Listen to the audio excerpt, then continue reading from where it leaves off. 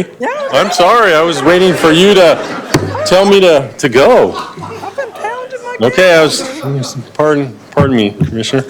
Commissioners, tab 20 is an action item. Both federal regulation and state statute require the development of a statewide freight plan. Caltrans recently released the draft California Freight Mobility Plan, or CFMP 2020, for public review. The CFMP was last updated by Caltrans back in December 2014. The freight sector is extremely important to both California's and the nation's economy, and the regular update of the CFMP is a key step to specify state freight policies, provide a financially constrained list of freight projects, and provide a roadmap moving forward to ensure that the state maintains its competitiveness in this sector. Commission staff has reviewed the CFMP, and the draft comments are included as an attachment in this book item. As with all the modal plans prepared by Caltrans, Commission staff suggests that close attention be given to ensure that both federal and state requirements are achieved. Although the draft CFMP did address most of these requirements, there were several areas where Caltrans may want to consider to review to ensure that all were met. Commission staff also suggests that additional freight data be provided in the document, particularly along critical freight corridors. It's our understanding that Caltrans intends to finalize the CFMP this March. And Marlon Flournoy, the Division Chief for Caltrans Planning, is here in attendance if you have any questions, specific questions regarding the CFMP. And with that, staff recommends your approval to transmit the Commission's attached comment letter on the draft California Freight Mobility Plan 2020. We have a motion by Commissioner Tavaloni, a second by Commissioner Alvarado. I do have some public speakers, but are there any comments from the dais? Okay, I'll call the public speakers first. Philip Chu. Commissioners, Philip Chu with San Bernardino County Transportation Authority. First off, I would like to thank Caltrans staff for putting together the draft CFMP together. We recognize that this is a huge undertaking, so thank you. As we review the draft CFMP, we notice a large discrepancy in the regional freight project list, which assess each project to how well they align with the 7 CFMP goals. Some projects with similar scopes, but in different regions of the state, are rated very differently.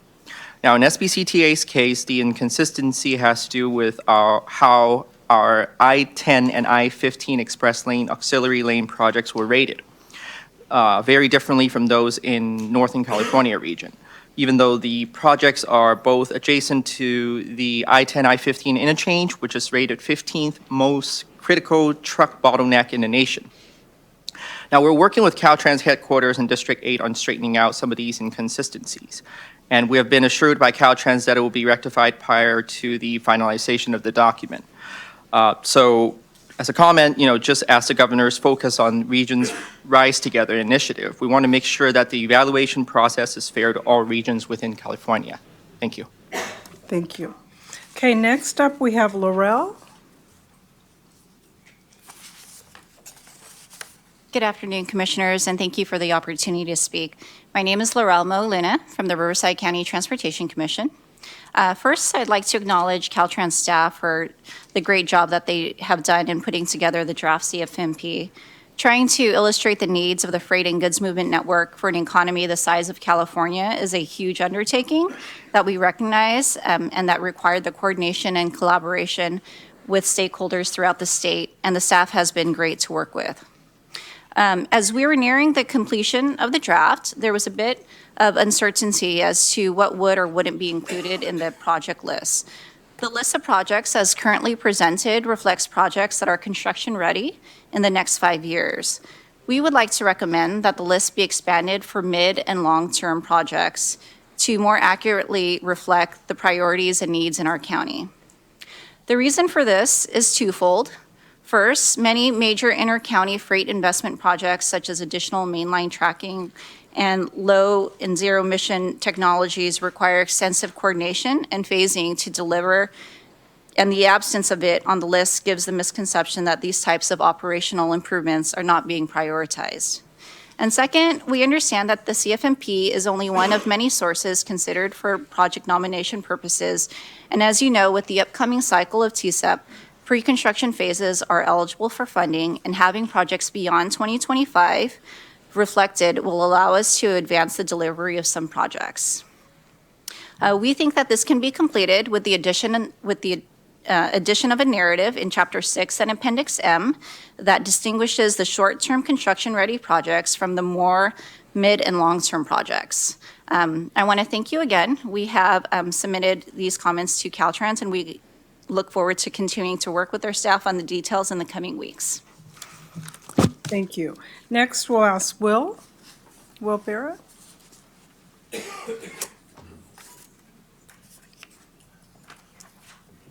Good afternoon. I'm Will Barrett with the American Lung Association. And Susan, thank you for all of your service. It's greatly appreciated. And I wanted to say congratulations before I started.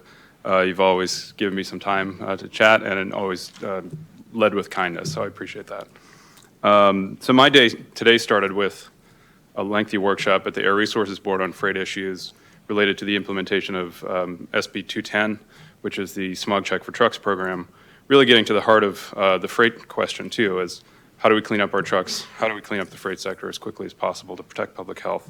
So happy to continue that kind of freight day here with you. So the sustainable freight element of all the discussion here today is really a top priority for the Lung Association, for our health partners, for many of our air districts who are really focused on this and helping to meet air quality attainment standards, and for our most disadvantaged communities across the state, places where the disproportionate burdens of transportation pollution often land and lead to lifelong health impacts, immediate health impacts and health emergencies, not to mention thousands of premature deaths every year in California and approximately $20 billion in health costs associated with the freight sector. So I think that's kind of the framing I wanted to bring to the discussion, is that ultimately freight questions are health questions. And as this document moves forward, I think there were two goals that I just wanted to flag for you all. And really starting with the fact that the transportation sector is the #1 source of unhealthy pollution in California. It's also the leading cause of that. About 60% of California's on-road mobile source pollution is from the heavy-duty sector. So again, this is very important. California is home to 7 of the 10 most ozone-impacted cities in the United States, and that brings with it a wide range of health impacts that can affect children in their lung development throughout their whole lives. So again, bringing it into the health focus. Goal 3A and D in the document, really 3A through 3D, I'm sorry, really looks at calling more attention to the health impacts of the freight sector and really looking at ways that the evolution of freight projects can be taken up with the consideration and attention to the health impacts that might be caused by those projects. Also, Goal 4 emphasizes healthy communities broadly and really emphasizes the focus on disadvantaged communities. So again, I wanted to bring up these points as you're moving forward with your comments to really take to heart the health elements of the freight sector that we need to really control and get a handle on. Again, freight decisions are health decisions, and I know the role that this agency has to play in cleaning up the air, and wanted to bring that message here to you today. We look forward to further discussion on some of the guidelines later related to infrastructure, wanting to see the agency really prioritize infrastructure for zero-emission technologies as we move forward, looking at ways that land use can impact local health depending on where freight projects are sited and how they're sited. So I think there's a lot of ways that we can continue the conversation about improving and protecting public health as we move to a sustainable freight sector. So thank you very much. You. Julia Randolph, Coalition for Clean Air.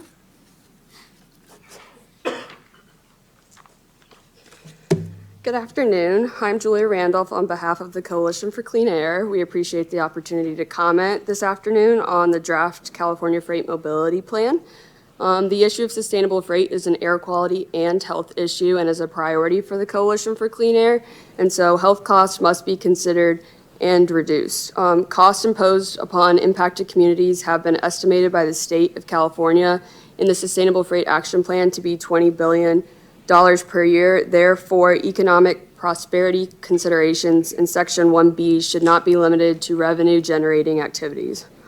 Also, language that makes the assumption that increasing roadway capacity reduces congestion should be removed as it has been proven to be fiscally unsustainable and increase the amount of cars on the road, therefore increasing emissions. We also recommend language mentioning ambient air quality standards and transportation conformity as a challenge. California's continued inability to achieve national air quality standards not only jeopardizes the health of our residents, but also jeopardizes our transportation federal funding. The goals and objectives of this plan also tend not to include metrics that can be measured and tracked. Without these measurable metrics, this plan will lack the accountability that is needed. We are encouraged to see language regarding zero or near zero emission vehicles and equipment, decreases in emission, and decreasing the impact on disadvantaged populations. We hope you consider these comments when moving forward with your comments on the draft plan. Thank you. Thank you. Meredith? Meredith Alexander?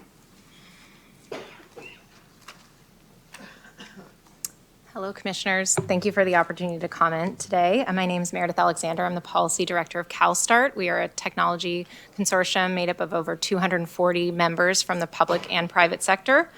And I wanted to echo the comments you've already heard from the Coalition for Clean Air and the American Lung Association about the importance of health impacts from the freight sector being addressed in this plan. And most relevant to your comments on chapters 4 and 5, the future of freight, we think that the plan could better, we agree that the plan could better address technological advancements such as the adoption of zero-emission trucks and equipment.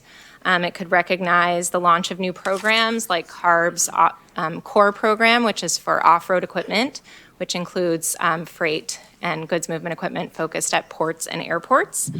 And also that it could do a more focused assessment of freight-related emissions reductions and opportunities for freight-related emissions reductions, and also recognize federal programs such as the Alternative Fuel Infrastructure Corridor Initiative run by the US EPA that specifically identified corridors within California such as I-5, 710, and the 405 as great locations to focus our alternative fuel infrastructure development, which we think is particularly relevant to this plan. Thank you. Thank you. Okay, other comments? Yes, Commissioner Van Kynenberg. So Garth, I think you pointed out that the freight sector is responsible for about 1/3 of our state's economy. Yes. And so, turning the dials on that can make a big difference in how the state's GDP rises and falls. Right. And how, and since the goods movement industry employs about 2.3 million people,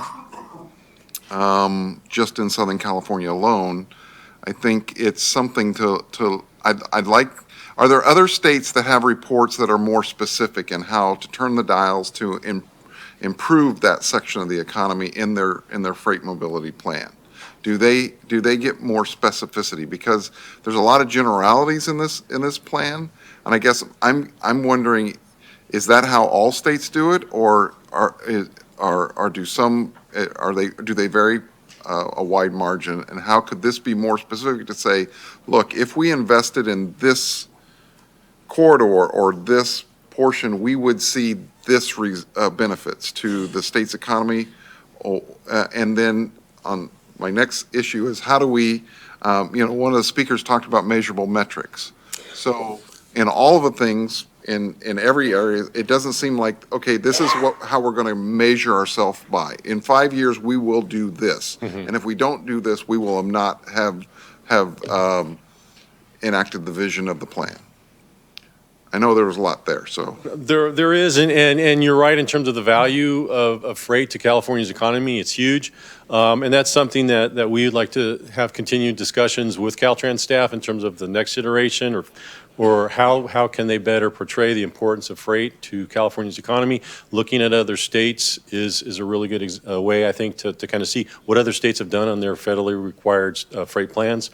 And so I think as we move forward, we definitely would want to see how other states are addressing this particular issue. Well, I know this has come before us a couple different times, and at a couple different times, we've always asked for more specificity on, some freight value has very little value because it just passes from the Port of Los Angeles and goes to Nevada or Arizona, and basically, there's no value added in California. Other freight has tremendous value to California because it's made here, it's packaged here, and then we sell it there and income comes back to California. So I guess I'd like a bit more sophisticated evaluation. I brought that up, I think, 3 or 4 times. Oh, yeah. And I'm not sure, is that just something that we're not able to do? Do we not have the bandwidth to do that? Do other states do that sophisticated of evaluation of their freight sector? Therefore, they could make more targeted freight investments? I guess that's my question. Director Branson, I see you wanting to push your button. Well, Commissioner, I'm wondering if we might want to hear from Marlon Flournoy from Caltrans. He's in charge of putting the freight plan together, and he may be able to answer your question.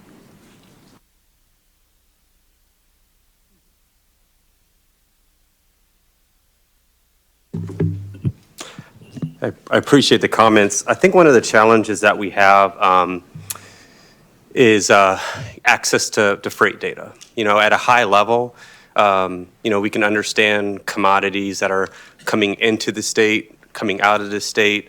We have data related to the weight and the value of different goods. As you sort of zoom in into different aspects of California in terms of dealing with different areas, we've struggled a bit to try to get more access to commodity goods. And that's something that we're hoping to work with our Freight Advisory Committee moving forward. I also heard a comment about performance measures. While our plan is state and federally compliant, I think there is more work to be done in terms of finding those relevant performance measures that allows us to achieve the goals within the plan. That's something that we're going to be working with our Freight Advisory Committee on as well. So as it reads today, it has kind of high-level goals. It doesn't say, okay, here's the steps to meet those goals, and when it's like, I really should lose weight. But it doesn't say, Yeah. I need to stop eating donuts every day. Yeah. So So, something I can relate to. yeah. I do. And I guess the other question I would have is, how did this data interface with all the other goods movement and freight committees that we have? Was that a good? I mean, I think I'd call on the chair to see how she felt this reflects the work that you guys have done in the sustainable freight Action plan? action plan and the other committees that have worked on this. Well, being the dinosaur at the table, I guess, who served on the first Goods Movement Action Plan, I do think, Myra, we did, the most recent work we've done has been the Sustainable Freight Plan and the Sustainable Freight Strategy. And I love that plan. It's a 3-legged stool. We all spent a gazillion hours trying to really work on efficiency, work on emission reduction, and we didn't do a lot of work, but we should have done more on the competitiveness, because that plan also valued the role of the sector in the state's overall economy, and we were asked to increase our competitiveness. So I'm not sure, we have an awful lot of words in this report, but to me, we have so many partners engaged in all of this. It's such a dynamic sector. We have seen sea change happen with the tsunami of e-commerce. Not even, it's one thing looking at our imports and exports, but just within how we all live our lives, huge demands on us in the transportation sector in terms of, we all think we want everything in 2 minutes or 2 hours and it's free shipping. Well, guess what? We need to have the ability to get it there. So I really think that kind of what we're asking for is something more succinct and targeted. And, we're required by our state law to do this every 5 years. But we want a really dynamic document, and we're trying to align. We got huge kudos from our federal partners, the fact that we invested with our SB1 money, and prior to that with the 1B bond money, we had targeted, the state has made huge investments in this. So I really think that we're looking for something very succinct, and it's, we've got to have the tough decisions. But it's also, there's a big discussion on the international cargo, but within our SCAG region, when we do our regional transportation plan, we're told that's 15% of our goods. So it's like, wait a minute here. So there's an awful lot of movements to relate to the manufacturing. I'm convinced that some of that international comes in one side of a transload center as international and goes out as domestic. But I think we need to boil this down, get it really targeted and strategic to become an actionable. So when we come with the trade corridor improvement, we already have kind of our game plan out there. And then we also have had, our regions have done multi-county plans. I mean, there's a lot of work, and I'm not sure in our desire to knit it all together, we may have knitted something that was too large and too bulky and too cumbersome. So if there's a way for us to really hear from partners, and we have a few partners here today, what's missing to me are a lot more partners. There's like, have you read the plan? Are you engaged? We heard from a couple of our transportation partners, but not a lot of them. So I don't know if that silence means we're cool, we're good, or they haven't had a chance to read it yet. So I don't know. Maybe you guys have gotten a lot of feedback and you can help us understand, are the general comments, what are they? Yeah, so a couple of things. So we had our last CFAC meeting. I believe that was the 8th or the 9th. I think it was the 9th of January. And one of the things that we had on our agenda was implementation of the plan. And I think that sort of speaks to Commissioner Van Konynenberg, kind of what you're talking about is like, what are the next steps? Like, how are we actually going to get to implementation? So we did have that dialogue. We broke out into groups. Had a lot of conversations about how can we get to implementation. This is going to be an item that's going to carry over into our next meeting, because I do feel strongly about making sure that we have that implementation component, because I don't think that this, with any of the plans that we develop, my goal is for them not just to sit on a shelf and collect dust, but I want to make them actionable. So that is something that we're doing. In regards to keeping this plan fresh, while statutorily we need to update this plan every 5 years, but we need to have a process for instance, for the project list to make sure that we're keeping that up to date, and we're being strategic about how we go about doing that. And so we'll be having some conversations with our Freight Advisory Committee in terms of what's the process for that, how does that look. I definitely appreciate the comments about there are projects that require project development and they may not be shovel ready. So how do we sort of do that without having this unwieldy list of projects that we've had in previous years, just making sure that we're being strategic. And then the other thing that I mentioned, and I know you maybe asked for some folks to maybe come up and give their feedback, but I'm also looking at program capacity in terms of from Caltrans' perspective, how do we increase our capacity to, provide training to our staff to allow us to do some of this deep work in regards to freight. And that's something that we're moving forward. Once we wrap up this freight plan, I really want us to be competent, in the arena of freight. And so that's something that we're also going to be doing, is developing our program capacity as well, which would lend itself to some of the work that you're talking about in terms of, within a corridor, if we make certain investments, what does that look like in terms of the economy and and, other metrics, so. Okay. Other comments? Yes, Commissioner. Just a quick question for Garth, a process question. We heard a lot of comments on air quality issues from our speakers. They're not included in our comments. Right. Will we be able to gather those comments? I mean, Caltrans is in the room as well, so to make sure that they're being addressed in the next iteration.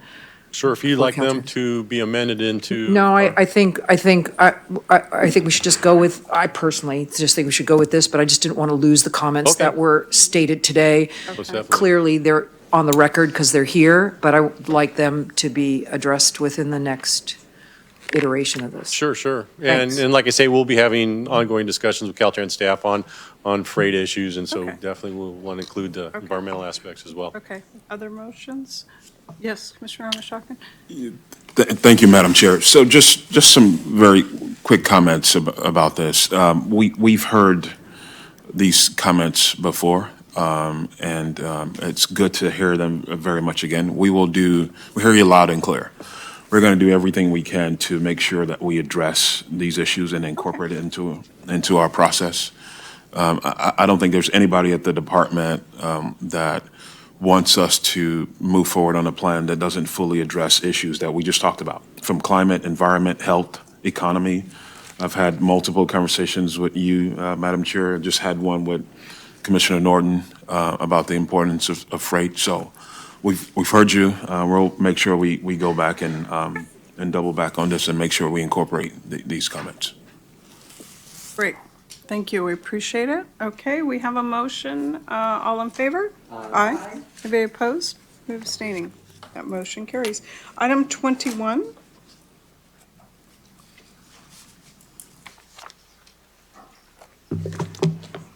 Little high there. Commissioners, item 21 is an information item.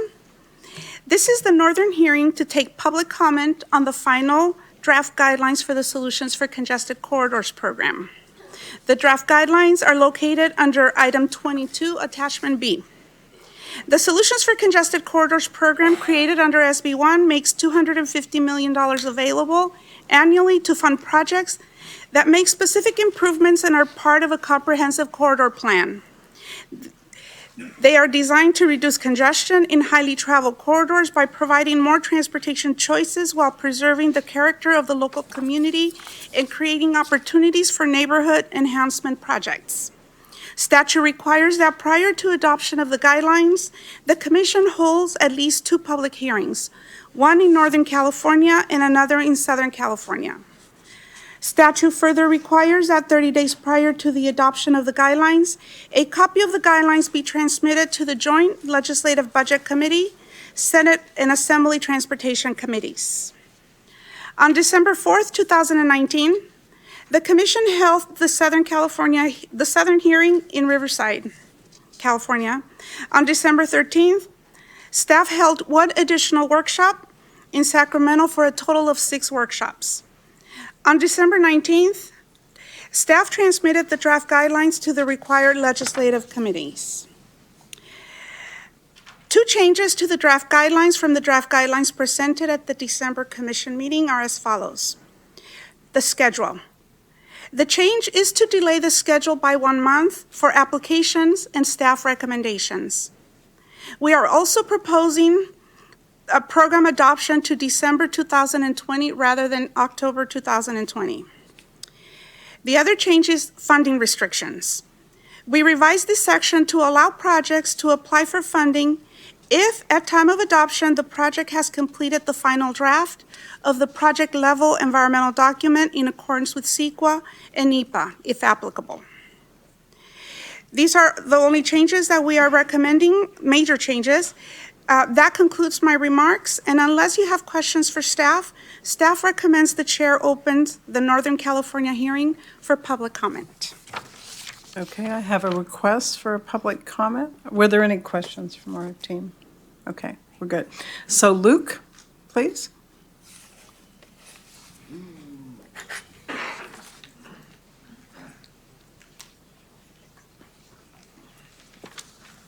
Chairman and Commissioners, congratulations, Paul Van Kenijenberg, on being chair next year, and Hillary also being vice chair. We appreciate this opportunity. I just want to say I'm Luke McNeil-Kerr with Placer County Transportation Planning Agency, and we really appreciate the hard work of the CTC staff, especially Teresa Favela. She did an excellent job on all the workshops.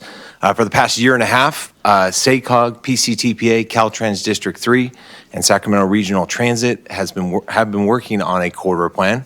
It's the Placer-Sacramento Gateway Plan, and I'm pleased to say we identified 150 multimodal projects along the Interstate 80 corridor, and that's $4 billion in projects. This has been a great collaboration, and it actually all started because of CTC's corridor guidelines, and that really brought these 14 agencies together, so we appreciate that. And just one anecdote from the plan is we found that there are 1 million empty seats on Interstate 80 between Placer County and Sacramento just during the peak hour. And as you saw in the Welcome to the Region, we'd like to do something about that. So thank you. Thank you. I have a question now. I have two requests. No, you're good, Luke. Two requests under item 22 that I'm thinking might relate to 21. So Wendy Mitchell, are you wanting to speak on 22 or 21? I thought it was 22. So. Okay, let's try this one. Wendy Mitchell on behalf of LA Metro. LA Metro has submitted a letter with all of our comments on all the guidelines, various guidelines. So other people will be speaking on those, but they're all combined into one letter. So first, I'd like to congratulate our new chair and vice chair. Congratulations, and say how much we've enjoyed working with Chair Inman and all of her hard work. And Susan Branson, congratulations. And Mitch.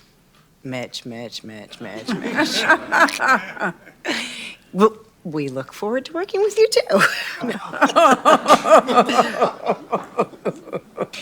You'll be great, I'm sure.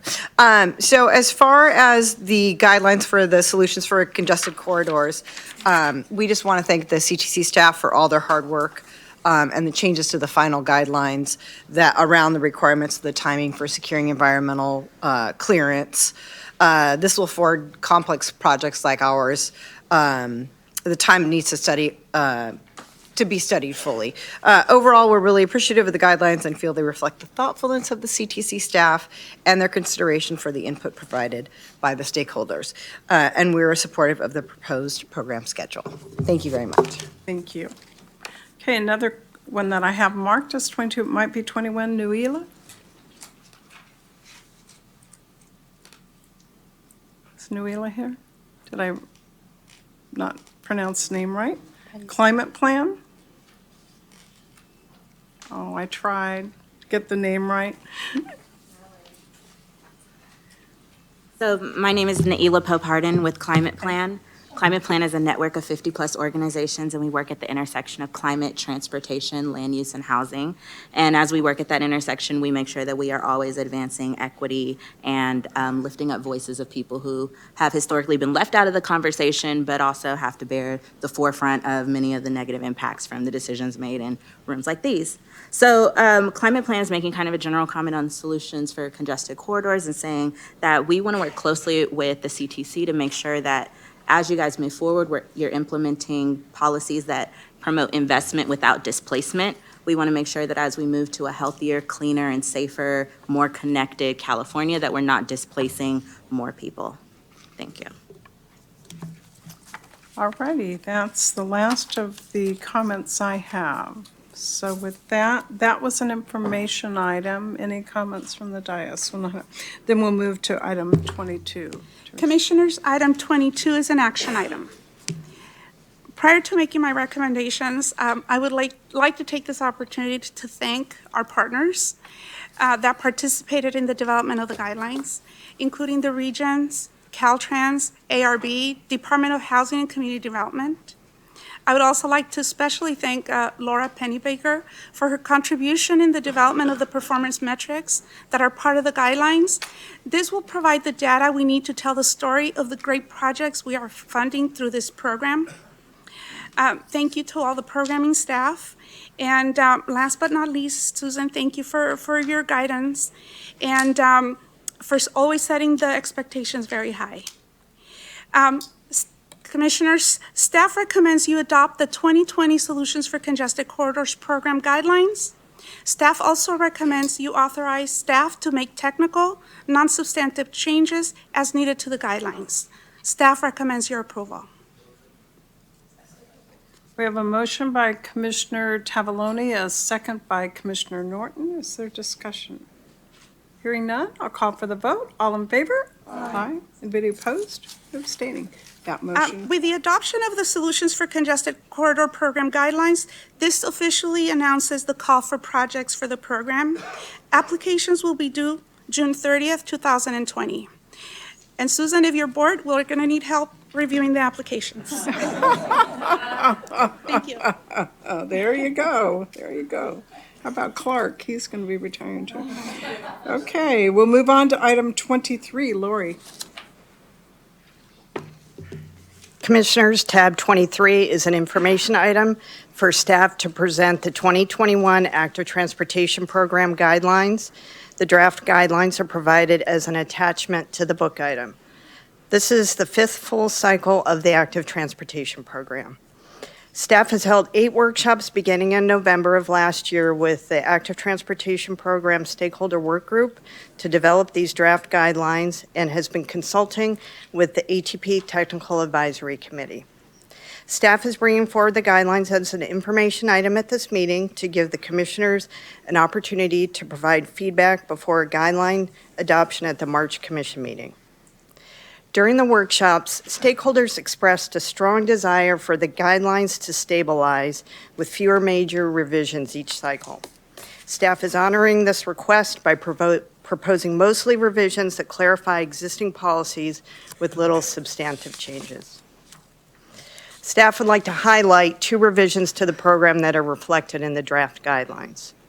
First, staff is proposing to raise the threshold for a project in the small project category from projects with a total project cost of less than $1.5 million to less than $2 million. This revision is to recognize the rising costs of projects. The work group supports this change. Secondly, staff is proposing to add quick build projects as eligible projects in the program.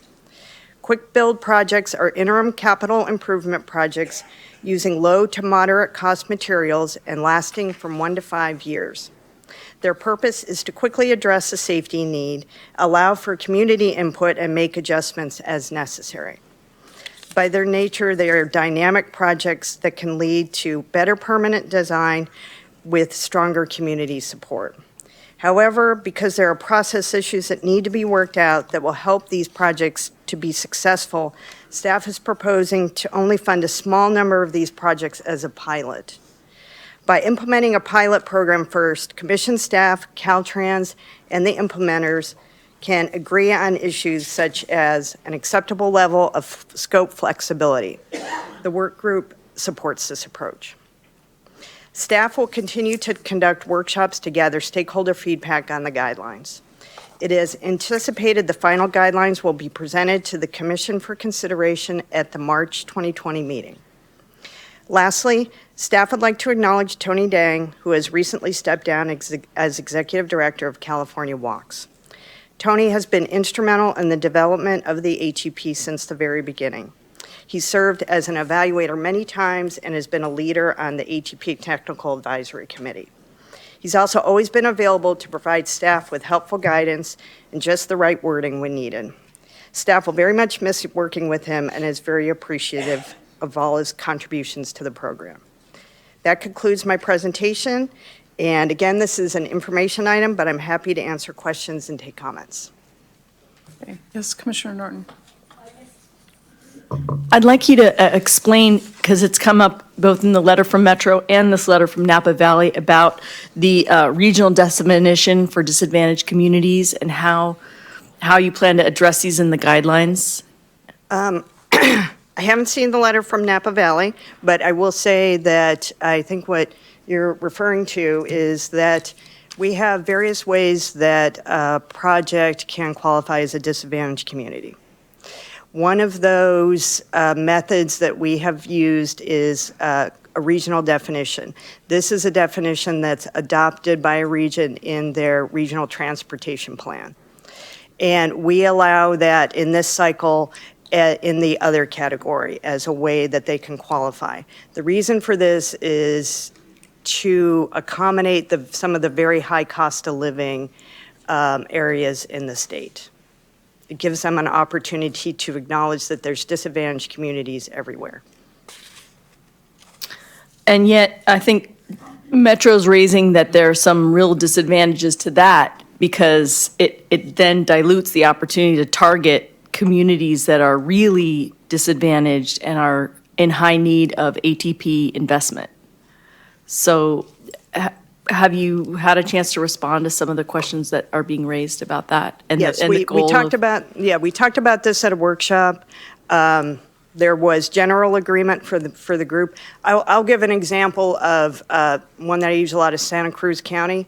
Mm-hmm. They would not qualify under disadvantaged communities for very much under the statewide definitions. But as I'm sure everybody knows that there are very disadvantaged communities in Santa Cruz County. So by being able to have their own, by regional definition, they can adjust for the high cost of living in those kinds of areas. Okay, thank you very much. Okay, I have some speakers. Oh, I'm sorry. Commissioner Ron, can I? Clarifying question for, so Lori, the addition of the Healthy Places Index. Yes. What do you perceive the effect of that will be? The Healthy Places Index was also added. What we did this time is we have our, you can qualify as a disadvantaged community under median household income, Calvin virus screen, and free and reduced price meals. And then we have some suggested methods that you can use if you can't fit into those other ones. And one of them that we're using this time is a Healthy Places Index. And that brings in things like health burden and looking at disadvantaged communities. This is a tool that's supported a lot by the advocates, so we thought it would be good to put it in the guideline as another way to qualify. Okay, I have a number of speakers, so I'm going to try to queue up 3 at a time so we can move quickly.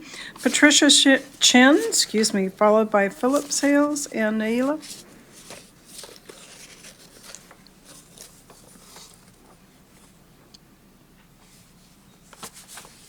Thank you, Chairman. Good afternoon, Commissioners, Ms. Konov and Mr. Omishakin. And Susan, we will try to share a fraction of our thanks for you this evening, and Mitch hopefully will have many years to share our appreciation for you. I'm Patricia Chin with LA Metro, and the letter that we put on the dais that Wendy Mitchell has shared has at least as many positive thanks as constructive comments, and so we really wanted to thank Commission staff for their consistently and typically excellent work on this. So, and then as you can see, to make things more interesting, we're breaking it up today. Wendy spoke, I'm going to speak, and you will hear from Robert Naylor in a little while. Good.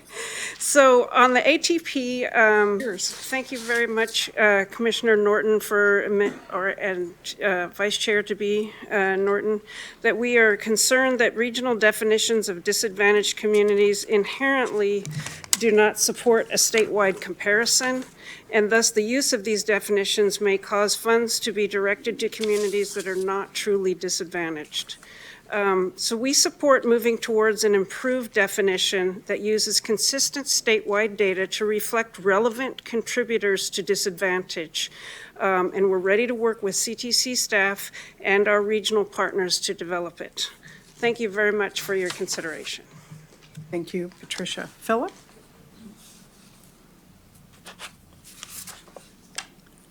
Good afternoon, Commissioners. Philip Sales. I'm the Executive Director of the Napa Valley Vine Trail Coalition.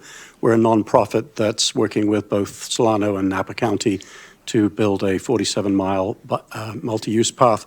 The reason I've come here today is I did attend the workshop in Oakland a couple of weeks ago, and the issue did come up regarding the disadvantaged communities. I noted that we didn't apply for funding under Cycle 4 so I don't have a dog in that particular fight. But I do notice that Laurie's comments following that was there were fewer projects that were awarded, and the scores were very high. And of course, what we are concerned about is the disadvantaged communities. The 10 points there can mean a lot of difference between a successful project and a failure as an application. Looking at it, we have been able to apply for ATP funds in the past and qualify because we're in Vallejo or up in Calistoga. Interestingly enough, we have a gap in our project where we do not have a direct relationship with disadvantaged communities. But again, we're trying to raise local money, including money through philanthropy. We've raised $7 million towards this project thus far. ATP is the one reason we can raise those funds. I'm just suggesting that on some of these more strategic projects, perhaps the disadvantaged community percentage might be adjusted a little bit lower and perhaps increased for local funding increases.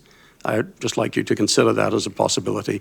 It might help some more strategic projects get developed. Thank you so much for your time. Thank you. Naila?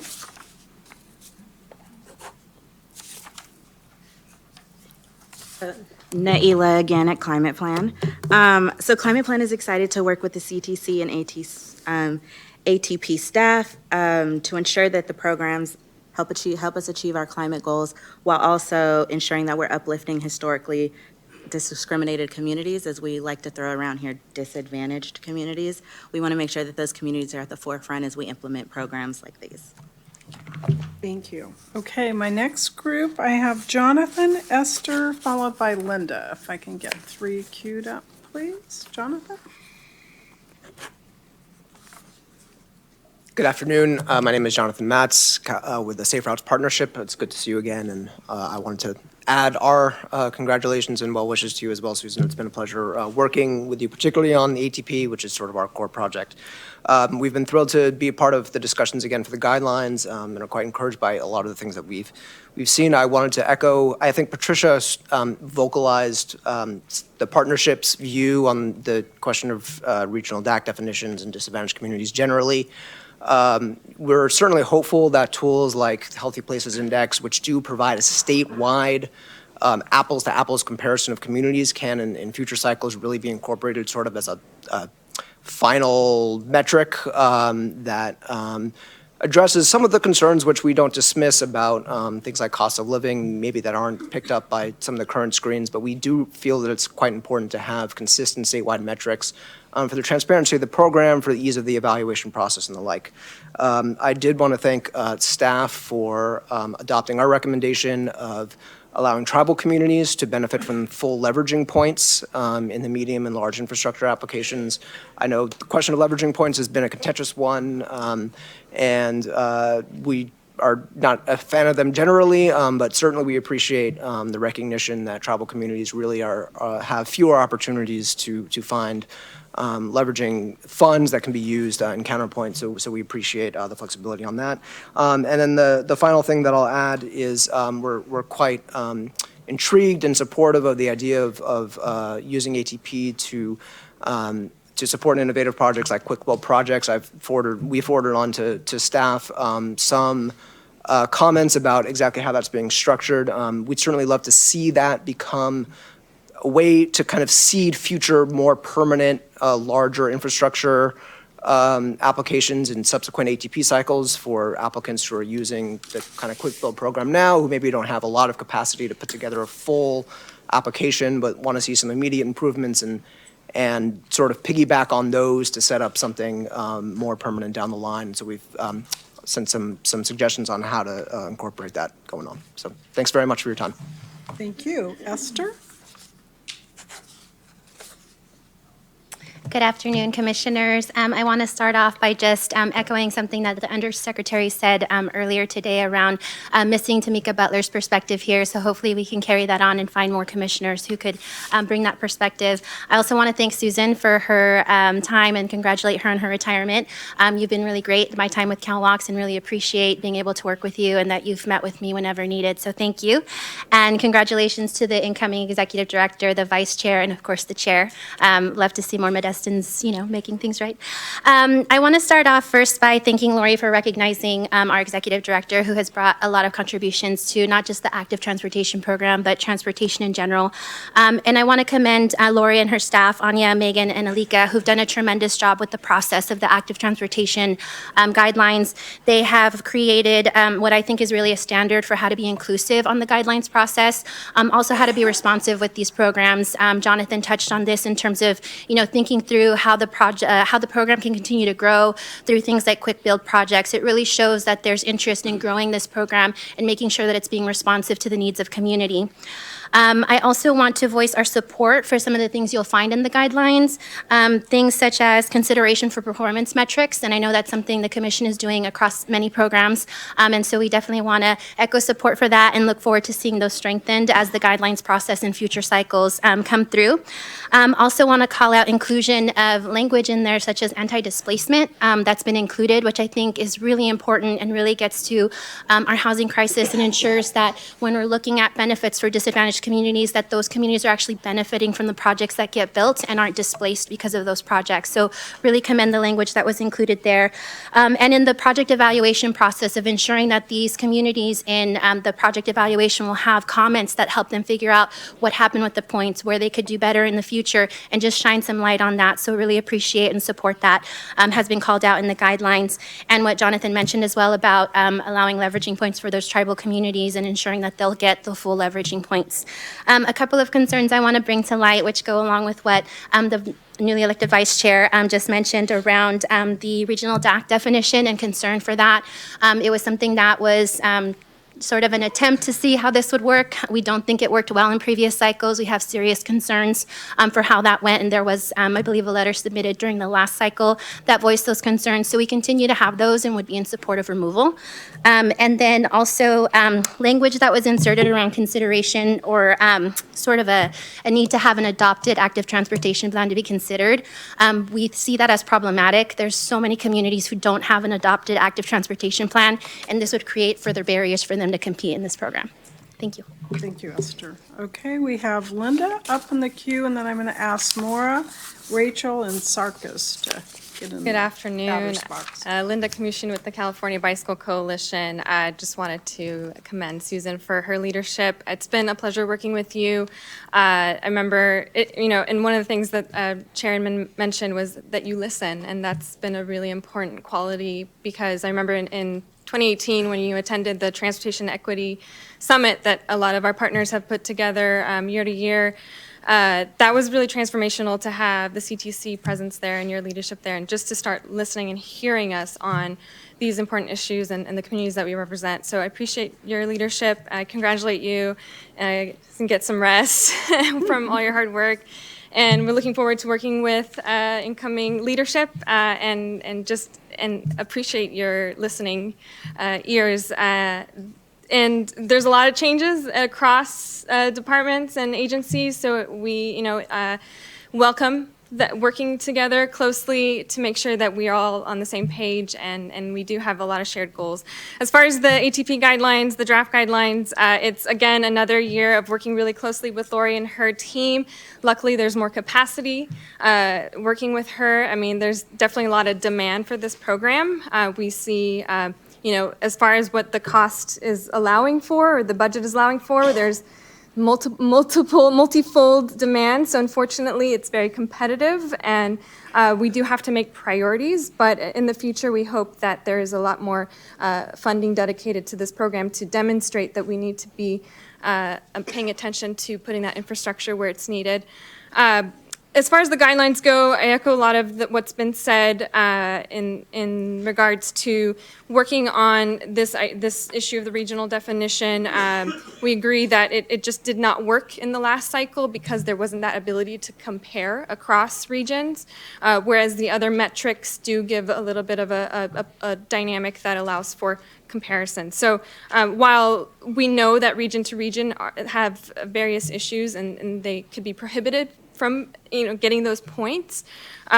We see it not as an issue of the disadvantaged communities piece, but as the fact that it's an oversubscribed program. So we really need to look at the piece around how we can expand funds. We appreciate also, as this program is maturing, there's definitely things that don't need to be discussed as much year to year, but it is demonstrating that it's with the time. So we appreciate that with your staff around the quick build and other aspects of connecting with housing and also the reducing greenhouse gas emissions, continuing to work on those metrics. So appreciate that aspect. Esther brought up a concern around this added language around that projects to be considered eligible, there'd have to also be in an adopted active transportation plan. This has not been fully discussed yet with the workshops and groups, so we anticipate that coming up before the next meeting and when it's completed. But what I wanted to share with you today was in 2017, CalBike did a thorough study around, we have an inventory online that you can check out. It's all of the active transportation or mobility plans or bike plans or pedestrian plans, safe routes to school plans. We looked at all 58 counties, 482 cities, and found that only about half of all of the cities have an adopted plan. And then half of that are within the past 5 years. So really, this would be a very prohibitive element here that we would like to see. While ultimately it's ideal to have all of, we really want to get cities to the point that they have an adopted mobility plan or an active transportation plan. We're just not there yet. So we would like to see this provision removed, and we'll be working with staff to see how we can get there. And thank you. Thank you, Linda. Okay, Maura, followed by Rachel, and then Sarkis. Good afternoon, Commissioners. Mara Toomey, Association of Monterey Bay Area Governments. I want to thank the Commission and Commission staff for the open and extensive process for developing the guidelines and look forward to further discussions in upcoming workshops.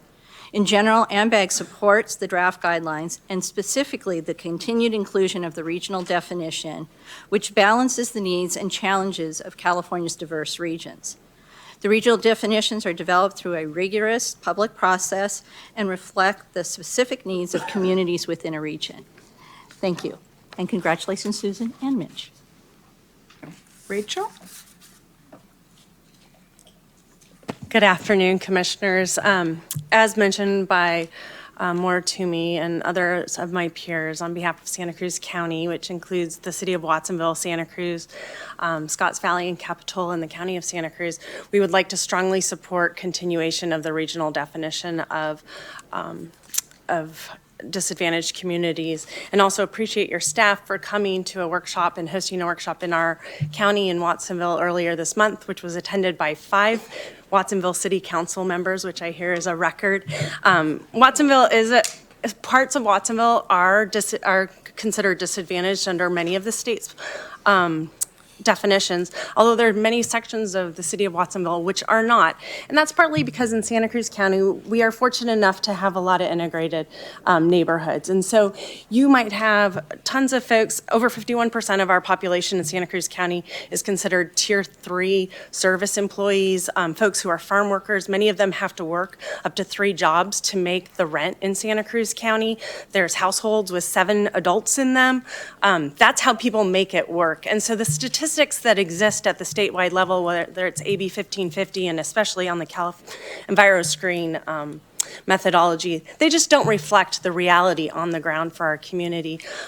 Kids can't walk to school even though they're, because they're in super high income neighborhoods, even though they might live in the mobile home park that's within that same transportation sector. The way the program's currently set up is if you do not meet one of the state's qualifications, you immediately lose 10 points, which means when the lowest, highest scoring project is only receiving 85 points, that leaves us very little margin to address the needs for getting kids, farm workers, service employees to buses, to school, to their jobs. And so we just really appreciate that the CTC has had a more broad definition of regional disadvantaged communities and disadvantaged communities in general, and ask that you continue to maintain that. Thanks. Thank you. Sarkis, followed by Kenneth.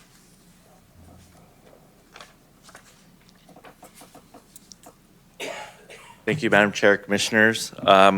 Sarkis Kowchek with the Santa Barbara County Association of Governments, and we're here today to support the guidelines as presented to your commission. We're also here today to support the inclusion of a regional definition in the Active Transportation Program guidelines. Maura and Rachel did a great job of explaining where we're at in coastal areas, so we definitely want to support including the regional definition. So thank you. Thank you. Kenneth.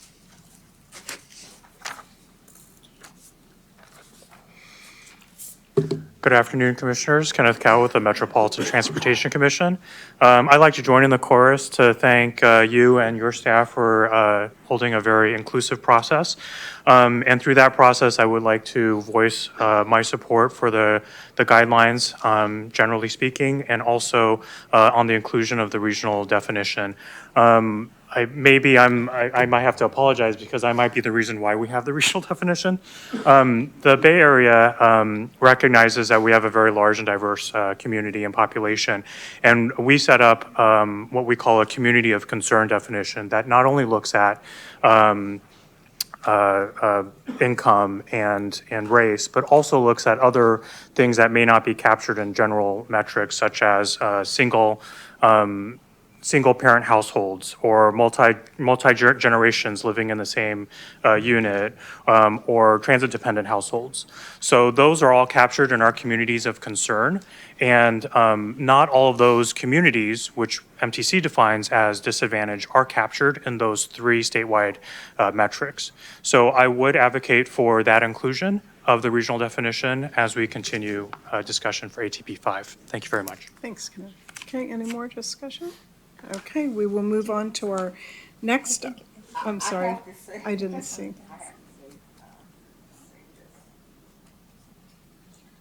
First of all, Laura, I appreciate your hard work and the hard work of your staff. This is a program that, in my opinion, should be financially expanded, because it's very unfortunate when you have poor people fighting among themselves for crumbs. And this is a program that made up so often of small grants, and that attempts to do so much with limited resources. I don't know exactly how you bring together all these disparate groups and satisfy everyone. But it's an important program. It's one that obviously I've supported. Obviously, I also am very concerned about disadvantaged. And I recognize that in some communities, it's overwhelmingly made up of disadvantaged people, depending on how you define it. In others, it is not necessarily related to the issues of finance and in large measures throughout the county. So I recognize the issues that you have. At the same time, I really hope that we can look at new expansion, more money in this program. We should not see this group of people fighting each other, because these are the people that really are serving those who need it the most. So I hope that there can be some larger discussion, not just in the guidelines, but in terms of the availability, because these are great programs. They serve people who really need it. So I will continue to say that we have to promote it. Let's try to get more money in it and try to resolve what is a very difficult issue in terms of definitions of disadvantage. And we don't want to deprive anyone of some of these programs that are so important to their communities. Thank you, Commissioner Burke. Appreciate that. Thank you, Anybody else? Commissioner, and thank you for everything, Susan. Okay, we are going to move on now to item, that was information. Thank you, Lori. We'll move on to item 24. Christine? Good afternoon, Commissioners. I just want to first thank Executive Director Susan Branson for all your guidance and all your support. Thank you, and happy retirement. Thank you, Christine. Commissioners, can I interject? I failed to mention today, I thought I did it at the last meeting, but apparently I didn't. Commissioners, Christine Gordon has been promoted to to an associate deputy director, and she is. Yes. And it is very well deserved. Thank you, Christine. Go ahead. Commissioners, tab 24 is an information item to present the draft 2020 Local Partnership Program Guidelines.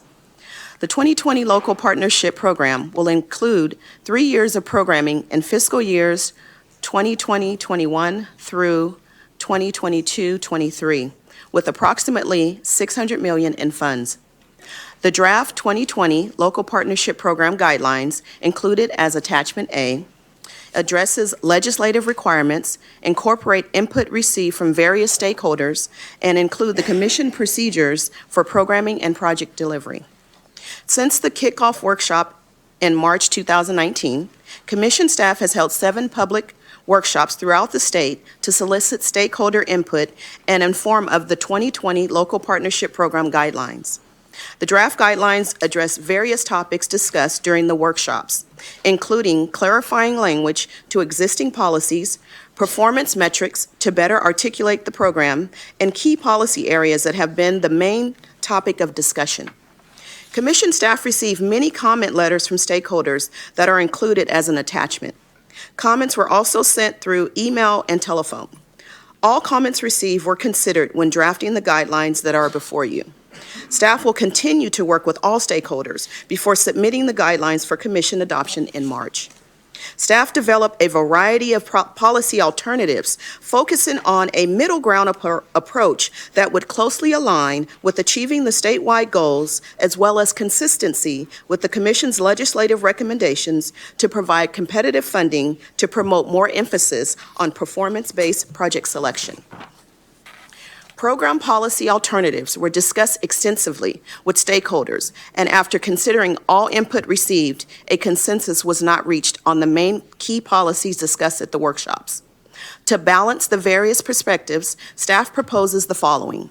Distribute the local partnership program funds 60% formulaic and 40% competitive.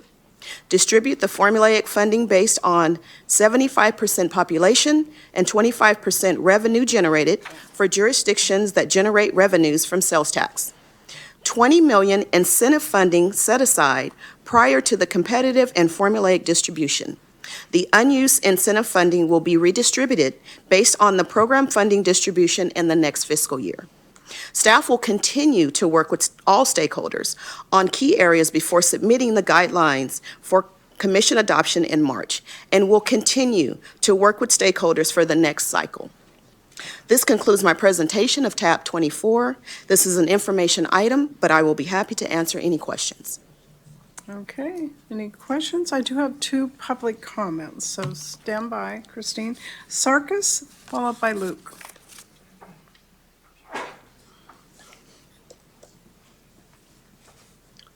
Thank you, Madam Chair, Commissioners. Thank you to Christine for all her great work with the very transparent, collaborative process. We really appreciate it.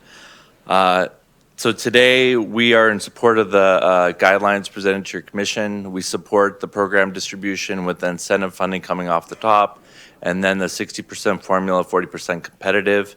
We feel as though this is a very fair and equitable distribution.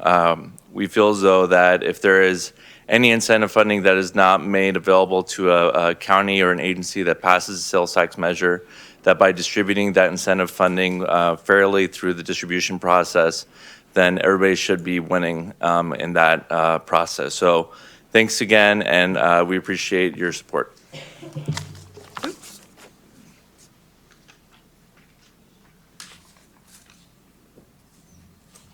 I know we're running late, so I'll make this quick. Chairman Luke McNeil-Caird, Placer County Transportation Planning Agency, and I see Tokes is walking out here, but I just want to say this is a very important program, and I want to catch Tokes because the local partnership program is bringing additional funding to transportation, and I want to thank Fraser and Bell and Director Omashakin because we are pursuing a half-cent sales tax in Placer County. It would generate $1.2 billion. It'll be on the November 2020 ballot, we hope. And the $5 million incentive is very important in our education program to our citizens. So we really appreciate that. And I just want to say thank you to Susan Branson. Through all the workshops and everything else, you really listened and took our comments seriously, and we really appreciate everything being moved to December for program adoption. We believe that's going to help us be successful also.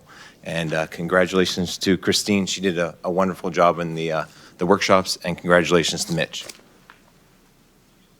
Okay, thank you. That was an information item. Thank you very much, Christine. We are now going to move around a little bit. So I would ask you to go to item 36 on the consent calendar. And if you will remove item 46 and set that aside. So Terry, if you'll address consent items, please. I will. 36 through whatever your number goes through. No, I got it. 51. Got it? Good Okay. afternoon, Commissioners. So there's 14 items on the consent calendar, items 36 through 50, excluding number 46. And please note the following changes to the consent calendar as documented on the change list. For item number 42, there's 6 resolutions of necessity that were withdrawn prior to the meeting. And for number 50, there's a technical correction to revise the county name listed for one baseline agreement. With these changes, Commission staff recommends Commission approval on those items. We have a motion by Commissioner Tavaloni, a second by Commissioner Kehoe. Is there discussion? Hearing none, I'll call for the vote. All in favor? Aye. Anybody opposed? Abstain. That motion carries. Now, I would like to recuse myself on item 46 as my employer Majestic Realty has holdings in the immediate area of Puente Avenue. What is 46?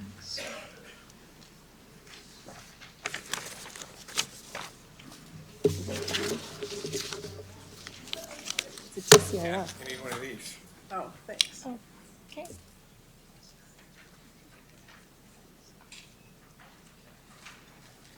Commissioners, we're considering item 46 in your agenda. Terry, is there anything you need to add? Yes.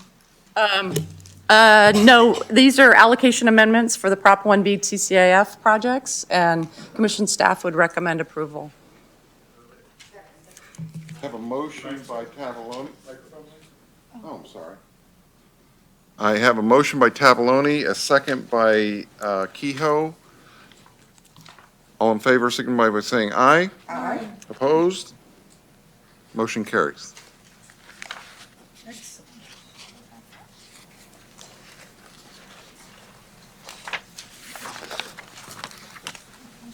Okay, now we will go back to item 27, please. Terry?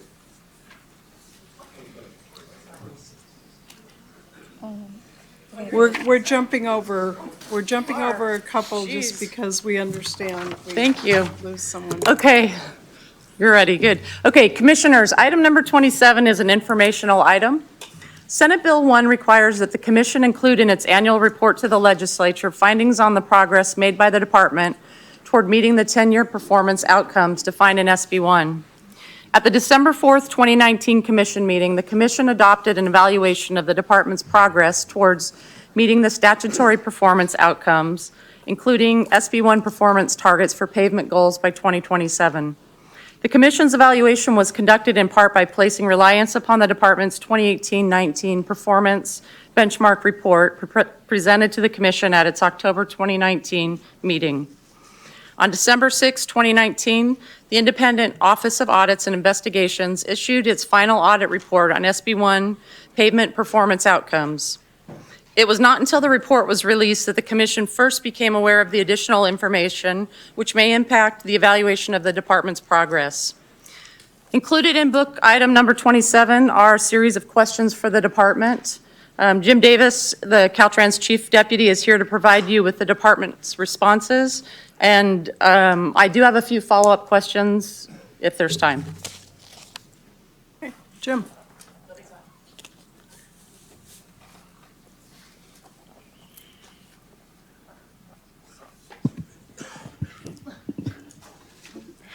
Madam Chair, Commissioners, my name is Jim Davis. I'm the Chief Deputy Director of Caltrans. I'm here to address the questions on the Office of Inspector General's report on the Senate Bill 1 performance outcomes for pavement. As Director Amishakin discussed earlier, we take these audits very seriously, and we are addressing each one, implementing the audit's recommendations and making further adjustments to our processes where needed. The purpose of this audit was to determine whether Caltrans had adequately established baselines and benchmarks to measure progress in achieving the performance of pavement. The audit found that the department met these expectations. The audit also found room for improvement. We agreed and are working to implement those recommendations. It is valuable to note that Caltrans is implementing a first-in-the-nation data performance-driven asset management process. We are proud to be one of the leaders in implementing asset management in this country. But as we pioneer the implementation of this innovative process, we will inevitably find opportunities for improvement, and we should find opportunities for improvement. Caltrans is in the midst of change processes requiring a litany of initiatives, including the Federal Transportation Act, or MAP 21, for pavement measures, Senate Bill 486, which requires Caltrans to develop and implement a robust asset management plan, and Senate Bill 1 that provides more funding for fix-it-first projects in the shop, as well as increased transparency and accountability with this commission and with the Office of the Inspector General. In response to these advances in how we do business, Caltrans implemented a Lean Six Sigma process. The outcome of this process was a bold, transformative change. Instead of headquarters dictating projects where we programmed bridge projects or pavement projects or culvert projects in silos, we have now moved to a system where the districts are responsible for determining the best project mix in their district. This allows for and encourages the integration of different assets, leveraging partnerships, and finding economies of scale.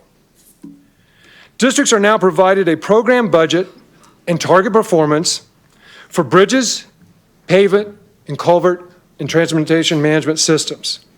This aligns accountability, authority, and responsibility to the district director, which allows for decision-making that is informed by local knowledge and priorities. As a result of project decisions are now retained in the districts and optimized so that efficiencies can be gained by integrating projects that take more than one asset. For example, bridge and pavement rehabilitations can now be integrated into the same project where before they were separate projects, highly inefficient. And complete streets elements may be included where they previously may not have been addressed at all. SB 1 has significantly increased the funding for fix-it-first projects, but as outlined in the State Highway System Management Plan, there's only about half the dollars for the needs in that system. And this does not take into consideration the potential costs for making our system resilient to the growing effects of climate change. This means all of us have more overall needs than we have budget capacity to address. As a result, districts must make difficult trade-offs between overall scope and strategy to achieve performance targets. This pavement audit took place in the middle of implementing these new statewide asset management plan and pavement rating system. And as just discussed, this was the first year the districts have been responsible for balancing the portfolio budget allocation with those performance targets, and they are expected to meet within their regions. If I may, I'd like to address a couple specific questions raised by the Commission staff in the book item that will illustrate the growing pains associated with transformative change. Focusing on the separate set of records. At the time of the audit, the district in question had about $2 billion worth of needs, with an allocation of $1.2 billion. Okay? About half of the resources needed for all the wants and needs that they had. There was also a lot of confusion with our draft guidelines. Remember, we're implementing a brand new process, a transformative process. Since that time of that audit and where that confusion was identified on this separate set of books, the district has addressed their funding issues through project scope in strategy changes and deferring projects while still meeting their performance targets. This is part of the intended process that districts have the authority to manage the portfolios while still being required to meet performance targets and stay within their overall portfolio budget. I have personally spoken to all 12 district directors. None of them are keeping a separate set of books. Yes, their project teams are having to look at contingencies, assessing risks, and coming up with options. But at the end of the day, they still have to meet their performance targets.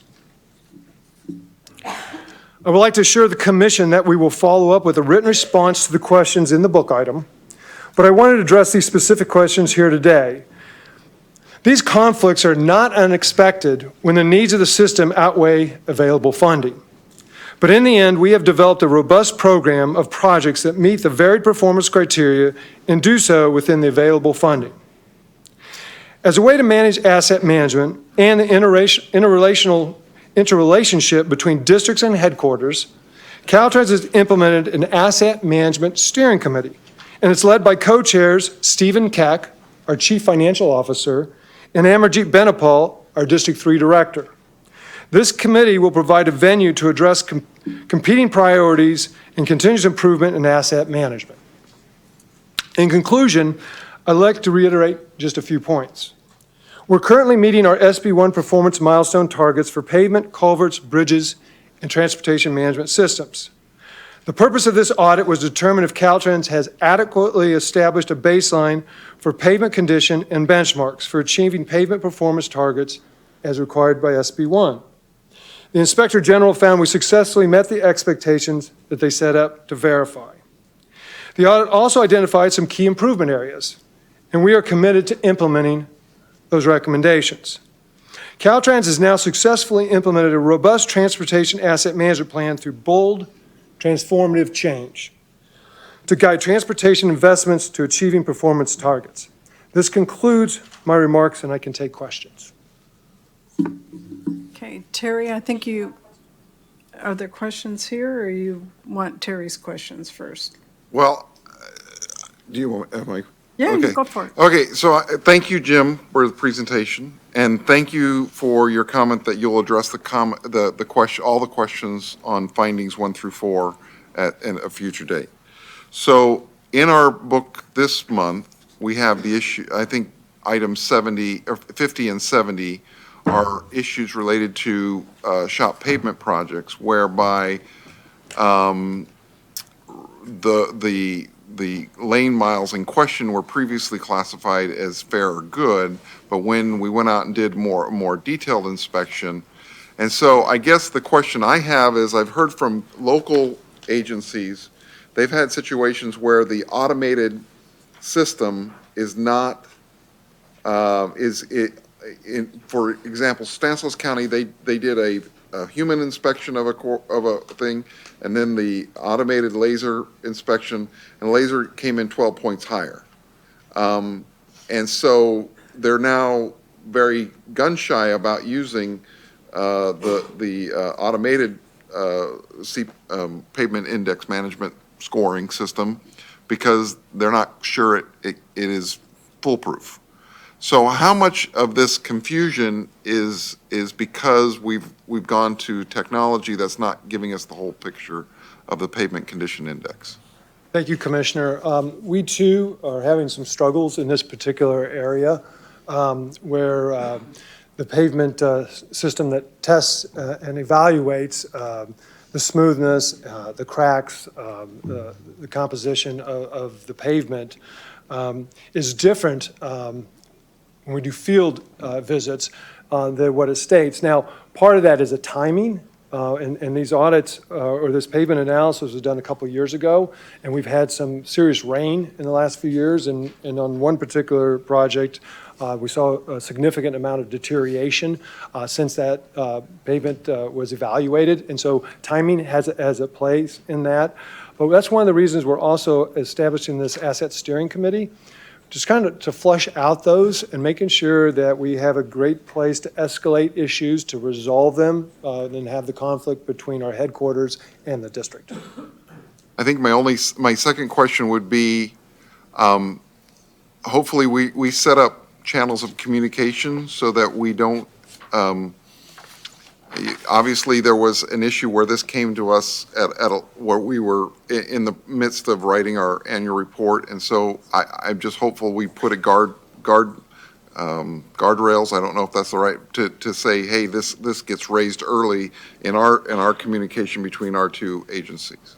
And as Director Amashakan discussed it in his opening comments, we are going to be adding capacity to looking at audits internal to Caltrans so that we're on top of those to help facilitate that communication and make sure we stay on top of these recommendations and improve our communication with the Commission as well. Mitch, did you want to jump in? Just relative to this item, in the audit response, the department says they're going to consider implementing a quality assurance process for future collection cycles. So I think in your written response, it would be helpful. Do you see a need for quality assurance process, and what will that be, or what will be the schedule for developing that? So I'll have to get a response on the details to you on that much, but overall, I just want to remind the Commission that there were two things going on. We were implementing asset management and implementing a new payment system through MAP 21, and the audit was right in the middle of us implementing these. And so we were working through a number of issues and a number of conflicts, but we can respond to that. Hey, Terry, I think you had some more questions? Jim, as you're aware, we did send our annual report to the legislature and made a comment that we would need to submit an addendum when we had time to verify some of this information with the department. So one of the other questions that we have, because we've seen other audits over the past year that call into question perhaps the culverts and the TMS. So can you let us know today, what is the status of the culvert inventory? Are all locations known? Does the department have condition assessments for all culverts? And I guess parallel to that, the TMS elements or facilities? That's a great question, and I'm not prepared to answer that, but I'd be happy to follow back up with that with the information that's requested. Okay, well, I think we're pretty anxious to get our addendum over before too long. So if we can maybe just get the information so that we don't delay too long. So if you have it, if you don't have it, and then we'll have to figure out Plan B, but yeah. No, I'll have to get back with my team and Okay. and get the information. Tomorrow and get back to you morning, as soon 9 as- o'clock, tomorrow morning, does that work? Just kidding. Get the big bucks, Jim, you play. Okay, any further information, comments on the information item? If not, since Jim is there, we'll call Zelon up and we'll do item 28 before we lose Jim. Yes, I have to do this. Yes, Commissioner, this is item, tab 28 is an information item. At the December 29th meeting, the Inspector General provided an update on her 2018 and 19 annual report to the Commission. And Jim Davis is here to provide a department response to the Inspector General's report.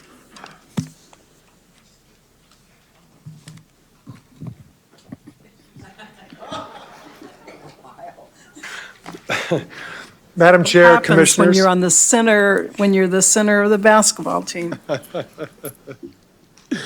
Madam Chair, Commissioners, my name is Jim Davis, and I'm the Chief Deputy Director at Caltrans. And I'm here to provide a response on the Office of Inspector General's 2018-2019 Annual Summary Findings and Recommendations. As the Director spoke this morning, we take these audits very seriously. SB 1 requires the Caltrans Inspector General to report on a summary of investigations and audit findings and recommendations to the Governor, the Legislature, and to this Commission. The report was released in December and summarizes investigative complaints, ethics hotline complaints, audits, and reviews. At the December Commission meeting, Inspector General Rhonda Kraft provided highlights of this report. Since then, there have been a few articles that have reported on disallowed costs and did not put the findings in appropriate context. This year's report shows shows improved financial management with a significant reduction from last year's report, $34.3 million in disallowed or questioned costs to $13 million in disallowed costs this year. Disallowed or questioned costs are allowable costs or unallowable costs based on terms and conditions of a contract between Caltrans and a local agency. These disallowed or questioned costs were discovered through audits of local agencies to which Caltrans passes state and federal funds. Now, none of these disallowed costs involved Senate Bill 1 funds. So far this year, Caltrans has recouped $1.3 million in disallowed costs and will continue to work with local agencies to ensure spending is permitted as per the terms and conditions of the contract. But as the director says, we've got to do better. Caltrans has initiated an effort to implement risk-based oversight of local agencies to address audit findings and to continue to reduce the rate of disallowed costs going forward. We're also moving forward to create an audit liaison position to ensure that we keep our laser focus attention on findings and recommendations from the Inspector General. Caltrans will continue to focus on overall improved financial management practices to ensure funds used by local agencies are spent in compliance with applicable state and federal requirements, and this concludes my remarks. Questions? Hearing none? Oh, wait. Mitch, I would see just you. add one thing. From worked with the ATP program, one of the things we noticed is that if there are concerns that the department has, one of the things they do is ask for an audit. So one thing to provide some context to this is some of those findings of disallowed costs, the audit may have been done because the department requested an audit. So it'd be interesting to find that out if that was the case in some of these instances.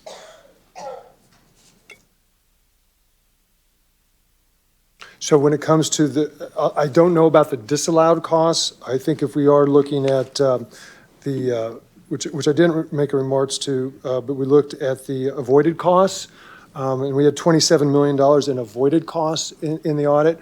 There were a number of construction contracts where we asked the Inspector General to go in there and do an audit for us because we had some concerns, which goes to your point. So it doesn't necessarily reflect that you did something wrong, but rather you saw that there may have been an issue and asked the auditor to follow up. And that's a great point. One of the things, when they separated the Inspector General from Caltrans and became independent, there's a number of services that we request of the Inspector General to do for us in audits to help us in part of our controls. And so that sometimes gets lost with the changes that have occurred.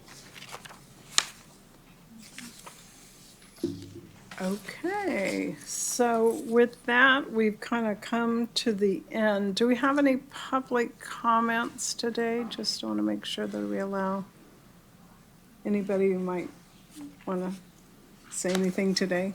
Can't be here tomorrow? Okay.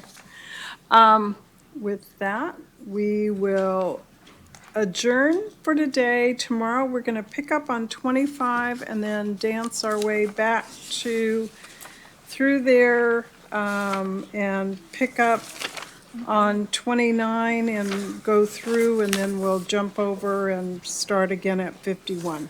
So we'll be playing hopscotch tomorrow. So, all right, meeting adjourned.